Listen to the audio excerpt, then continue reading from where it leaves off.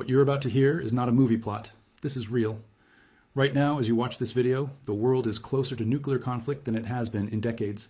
Putin has officially activated Russia's updated nuclear doctrine, and the United States has quietly moved to DEFCON 3. That means American military forces are on standby, pilots are ready, missiles are armed, and the clock is ticking. If you have ever wondered what the beginning of a nuclear crisis looks like, this is it. Stay right here, because in the next few minutes, I'm going to break down exactly what happened, what it means for you, and where this is all heading.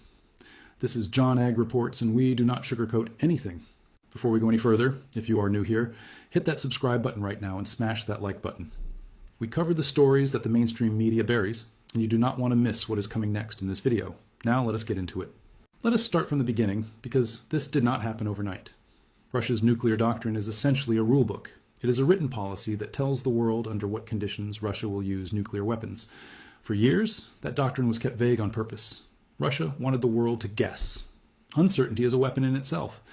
But something changed. Putin rewrote the rules, and then he activated them in a way that sent shockwaves through every intelligence agency on the planet. The updated doctrine lowers the threshold. That is the most terrifying part. Previously, Russia said it would only use nuclear weapons if its existence as a state was threatened. Now, the language is broader.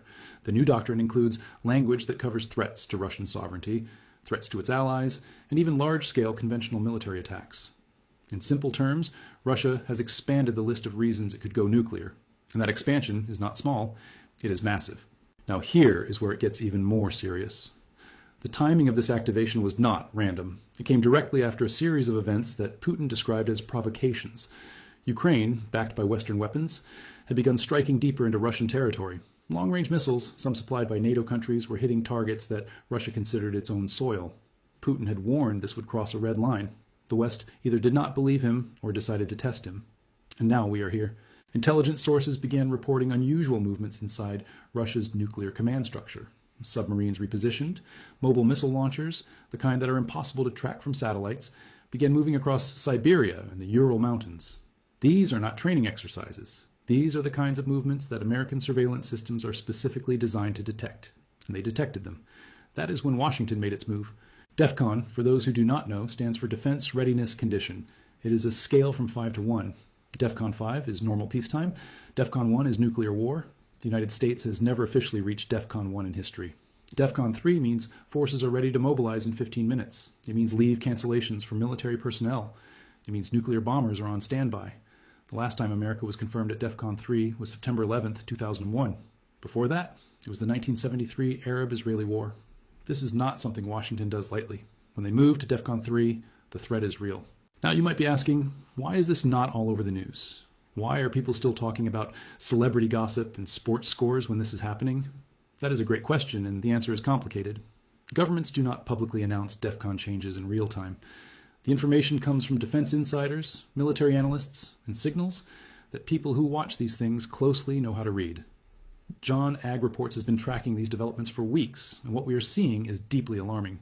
Let us talk about what NATO is doing right now, because that is a critical piece of this puzzle. NATO has been holding emergency closed-door meetings. European member states have been quietly increasing their military readiness. Germany, which has historically been reluctant to take aggressive military postures, has begun moving armored units toward its eastern borders. Poland, which shares a border with both Ukraine and the Russian enclave of Kaliningrad, has activated additional reserve forces. These are not coincidences. These are coordinated responses to a threat assessment that the public has not been fully told about. China is watching all of this very carefully. Beijing has maintained its position of strategic ambiguity throughout this conflict, publicly calling for peace while privately deepening its economic ties with Moscow. But here is what the analysts are saying behind closed doors. If this conflict escalates and Russia uses even a tactical nuclear weapon, China's response in that moment will define the new world order. Will Beijing condemn Russia? Will it stay silent? Or will it use the chaos to make a move on Taiwan? Every major power is running those scenarios right now. Let us talk about the nuclear weapons themselves, because understanding what Russia actually has changes everything.